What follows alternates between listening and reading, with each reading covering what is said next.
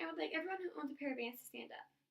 As you can see, Vans are very popular, and this is an example of a current fashion trend or a fad. And a fad is a passing fashion, so it's an item of clothing worn by many, many people for a very short amount of time.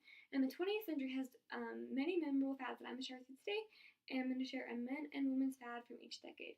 So we're going to start out in 1900 with morning coats and corsets. Men wore morning coats to show their high class. If you were high class, you had a morning coat, so you wore it to present yourself as high class.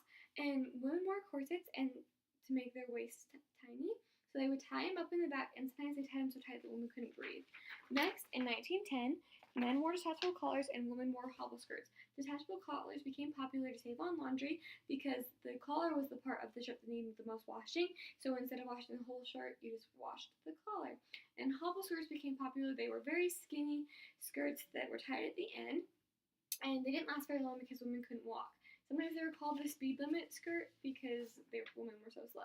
Next, in 1920, everyone became happy because World War I was over and the fashion reflected that. So men started to wear bow ties instead of normal ties, and women wore flapper dresses, which were short cut dresses, and that was very exciting because that was the first time that women's skirts were cut like that. And then next, in 1930, the zoot suit and the shoulder pads. So men wore zoot suits, and they were very high-waisted pants, very wide, very baggy, and they didn't last very long because they were prohibited when World War II started because they used too much fabric and it was too expensive.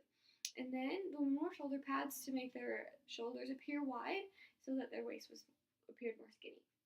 And then in 1940, restrictions were put on both men and women's clothing, and men started to not wear suits anymore, and so they wore more casual attire for the first time.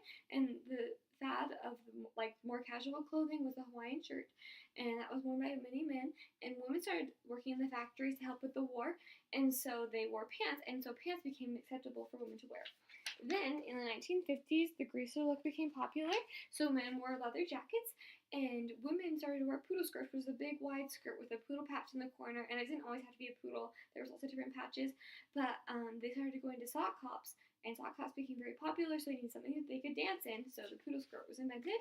Then in the 1960s, skinny suits and ties were worn by men, and that was the first time that men's suits were very tailored and skinny to the body, so that was exciting. And then women wore go-go boots, which were just a boot that was halfway up the calf, a little heel square, and these became very, very popular. Every girl had to have it. Then, in the 1970s, colored pattern suits became popular and bell-bottoms. So color and pattern became very popular with all clothing, so men's suits became colored and patterned as well. And then bell-bottoms were worn by lots of girls, and they were a flare pant, and the flare of the pants sometimes usually measured up to 18 inches. Then in the 1980s, breakdancing became popular, so boys needed something to breakdance in, so the parachute pant became very popular. And then for women, they wore a lot of spandex color, and so they also wore leg warmers, and leg warmers were not just used for exercising or dancing, they were worn in everyday attire. Then in 1990, men and women's fashion was actually very, very similar. It was the birth of the grunge look, so t-shirts became very, very popular, especially band t-shirts. And then plaid became popular as well. Plaid was in everything. Shirts, skirts, tied around your waist, whatever. Plaid became very popular. Then in 2000, the popped collar look became popular because of the band NSYNC, and women began to wear Ugg boots, and every girl had to have the Ugg boot. I'm sure a lot of girls in here could testify. Then in 2010, men's skinny jeans and chunky jewelry. So men had never really had jeans that were fit to them, and that was normally just a girl thing, so that was exciting.